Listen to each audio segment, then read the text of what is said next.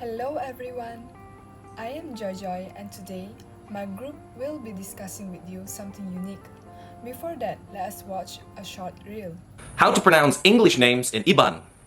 John, Juan, James, Diem, Nick, Nia, Francis, Frances, Peter, Peter, Stephen, Stephen, Thomas, Tomas, Joseph, Joseph, Alex, Elliot, David, David, Ethan, Etienne, Robert, Robert. So have you got a little guess on what we will discuss on later? Well, today, let's explore how Iban heritage influences the way they speak English. Without further ado, I'll pass along to Raha to brief on us a little more on the details. For our research project, we employed a mixed methods approach to gather comprehensive data. We used three key techniques, which are surveys, recordings, and face-to-face interviews, each serving a unique purpose to enrich our findings. First, we distributed an online survey using Google Forms.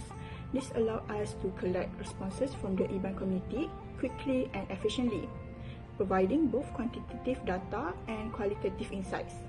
The survey's results gave us a solid foundation of general patterns and trends. Next, we asked participants to submit personal recordings, either audio or video, in the Google form. This added depth to the data, letting us hear their pronunciation and accents.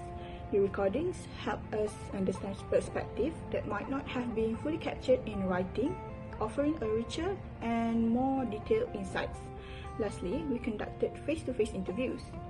This allowed us to engage in real-time conversations, asking follow-up questions and explore specific topics in more detail. By combining surveys, recordings, and interviews, we ensured a well-rounded approach to our research. This methodology allowed us to draw more accurate and informed conclusions. Through these varied methods, we were able to gather diverse perspectives and creating a more comprehensive understanding of the subject. Hello there, I'm KHAIRUNNISA with NUSRI and welcome to the educational part of our presentation. Today, I'll be talking about how the phonetics and phonology of the Iban language influences the way Sarawak and Iban speak English. So, from what we gain from our research, we'll get into the sounds of their mother tongue and comparing them to their English pronunciations and see the linguistic differences. Okay, before I show you a few audios, let's introduce some words and the phonetics of the Iban language that we can refer to. For example, the word cermin means mirror, maca means reading, dara means girl, and bokal means voice. Now, let's hear two audios from our Iban responses saying these certain words, river and driver. Here we have Alex and Nancy, and let's hear them. River. Malaysia book a driver. River. Malaysia book a driver. So, from there, you can hear that Alex says driver as dreber and Nancy says it drebar. Even for the word river, as how Nancy says it, we can hear it sounded like ribber. The V in ver for both word is replaced with B. So, in the Iban language, there's lack of V sound entirely. Instead, it substitutes V with the word B or in some certain cases, W. Like the example of an Iban word that we just showed you just now, bokal, that is basically pronounced vocal, but the B there is silent. Now, we'll continue on and let's listen to them saying these other words, which is hospital and culture. To take her to the hospital. To take her to the hospital. From there, you can hear that Alex and Nancy says it quite similarly. Hospital by saying hospital. The hospital as hospital has similar vowel adjustment and softer T sounds. We can see one key difference is the sound T, which is pronounced differently in Iban compared to UK English. In Iban, the T is often unaspirated, meaning it lacks the puff of air we hear in English words like top or tea. This makes Iban T sound softer and closer to the T in languages like Spanish or Tamil, like when they say tamales or tato. For example, An Iban speaker might pronounce the English word teacher as teacher, with a softer T sounded compared to the aspirated T heard in UK English, which is teacher. Now for the word culture. culture, culture, We can hear that Alex pronounces culture as culture, while Nancy pronounces it as culture. So, in Iban English, the word culture is often pronounced that way, where we can see a longer vowel sound in the first syllable, kal. This reflects the influence of Iban phonology, where vowels tend to be pronounced more openly, in contrast to British English typically pronounces culture as culture, with a shorter and more centralized vowel sound, kol. Even the movement of my mouth can be seen to be more wide and open for the Iban slang and more close and subtle for the UK English. This difference arises because Iban speakers may not have the same vowel reduction patterns as native British English speakers, like the word matcha just now, and dara. In Iban, they maintain clearer and more prominent vowel sounds. So, in conclusion, the phonetics and phonology of the Iban language significantly influence Sarawakian English. From unaspirated T to substitution for V, these patterns showcase the beauty of linguistic adaptations. So that is all from me. I shall hand over the mic to my friend now. Hi, I'm Amy and I will be interviewing you for today. Now, I will ask you some questions and you can just answer them normally. Okay? First of all, what is your name? Hi, my name is Marcella. Okay. Hi, Marcella. May I ask where are you from? I'm from Cebu, Sarawak. Okay. I will ask you some questions about English. Now, when did you start speaking English? I started speaking English when I was on primary school. So, were you born into an English-speaking family or were you self-taught? Self-taught. For you, is English a second or third language? My third language. And is it hard to learn it as a third language? No. Is English still counted as a foreign language to you? No. How often do you use English in your daily life? Sometimes. So when you speak English, do you mix your mother tongue words or phrases in a sentence? Rarely. Really? Since you are an Iban speaker and it's the first language to you, do you usually speak English with your mother tongue accent or the usual standard British pronunciation? I speak with standard English pronunciation. Where are you most exposed to the English language? In the movie or music. Okay, so now we'll be moving on to another part. This part is very simple. I will show you a script and you will read off of it, okay? This is the script and you will read it. Okay, ready? Okay. Gawai Dayak is a harvest festival celebrated on June 1st by the Dayak people of Borneo, particularly in Sarawak, Malaysia. It marks the end of the rice harvest and is a time to give thanks, pray for prosperity, and celebrate Dayak heritage. The festival features traditional rituals like the mirring ceremony, feasting on local foods such as lemang and tuak, rice wine. Traditional dances like ngajat and music play on instruments like the sape. Families hold open houses, ngabang, fostering unity, while cultural performances and competitions showcase the rich traditions of the Dayak community. Okay, thank you so much. That is all for the interview today. Thank you. In the interview, the speaker was asked to read a script which was written formally. Due to the words being uncommon and rarely used in daily lives, the speaker said every word slowly and carefully, and she uses the strong form of words in her speech. And because of this, there is no connected speech used by the speaker. Although there aren't a lot of connected speech used by the speakers, this does not mean that in the Iban language there are no connected speech used whatsoever. In the Iban language, the most used feature of connected speech is linking. For example, ake engawine. The linking in that phrase is wah. Another example is apayaku. The linking used is ya. What are you doing? What are you doing? Notice the difference. The first one sounded more natural than the latter, and this is because of connected speech. What is connected speech?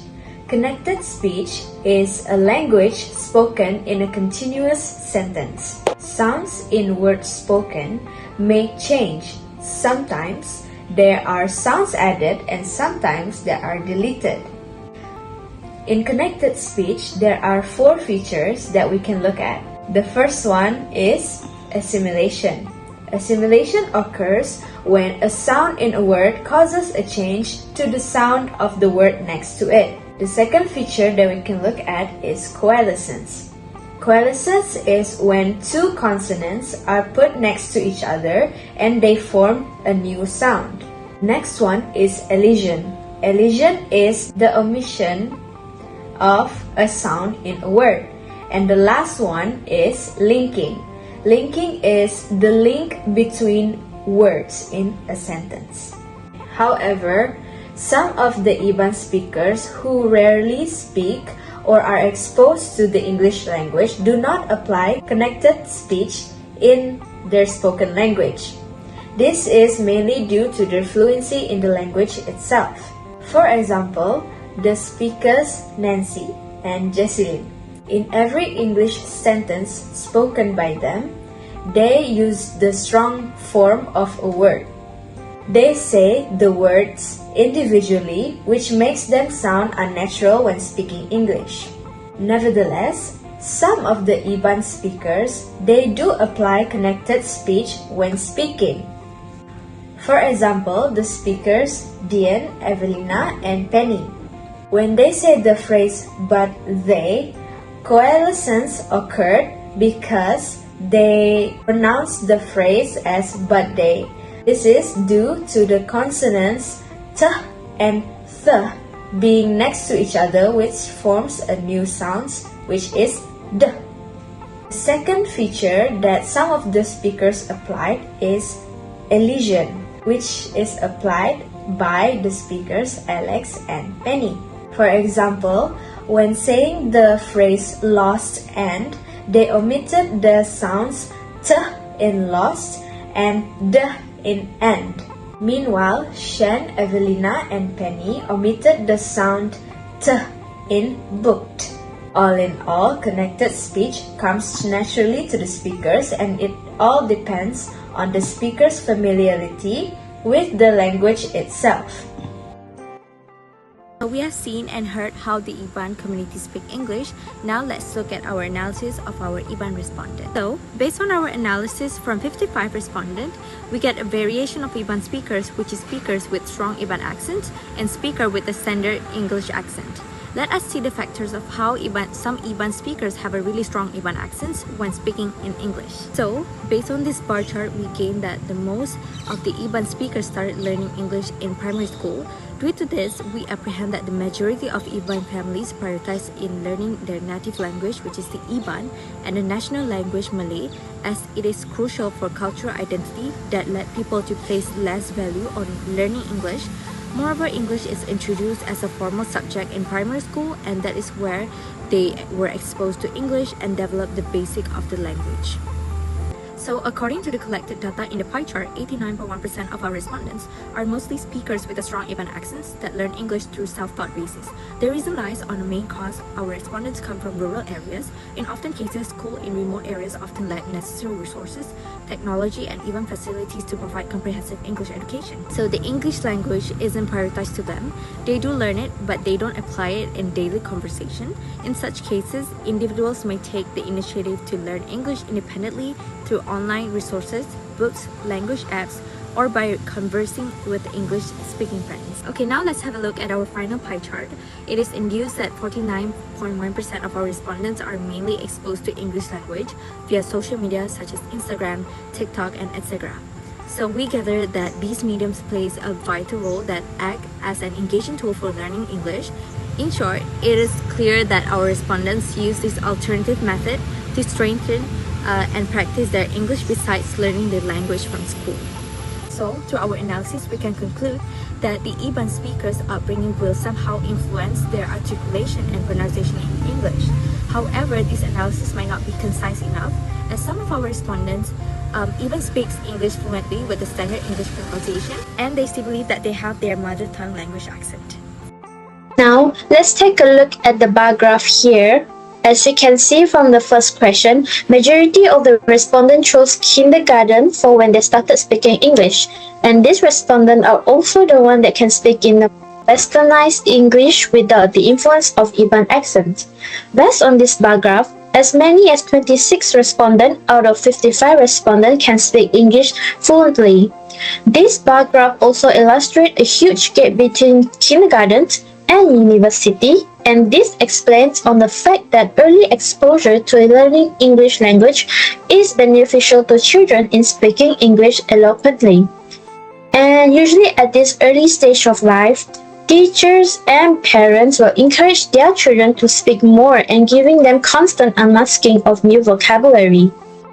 Moving on to this pie chart, as you can see that there are 89.1% self-taught respondent compared to 10.9% born in English-speaking family. I suppose those that were born into English-speaking family finds it more easier to adapt English in their daily conversation. And from here, I can say that most respondents learn English independently, which emphasizes the importance of personal effort without the advantage of a native-speaking environment, rather than acquiring it naturally in the native-speaking family settings. I also presume that parts of Iban speaker manage to grab standard English accent when speaking through self-taught. In addition to this analysis, we will take a look again at the final pie chart, which respondent will have to answer the question, where were you most exposed to English language? From the data itself, it is clearly shown that 30.9% of respondents learned English through movies and another 14.5% through reading materials such as journal, magazines, and storybook. This also suggests that most individuals find watching movies as a good alternative way to adapt to English, as it is less intimidating, that allows them to be more engaged to it. Not only that, reading materials also help Iban speakers to learn English as they get to practice on understanding a more complex word or phrases, since reading needs to process information on words or phrases we just read. Thus, this proves as an evidence as to why some Iban speakers can speak standard English accent fluently, in another word, westernized Iban speaker. In a nutshell, here in Malaysia, English holds a significant position as a second language, deeply influencing the linguistic aspect, especially among Iban community in Sarawak. The Iban people's phonological patterns, shaped by the native language, impact their English pronunciation, leading to distinctive accents and speech patterns. Not only that, we need to remember people's environment plays a crucial role. Urban areas with diverse linguistic interactions expose the Iban to various English dialects, further diversifying their English proficiency. That is all from us and our research. Thank you.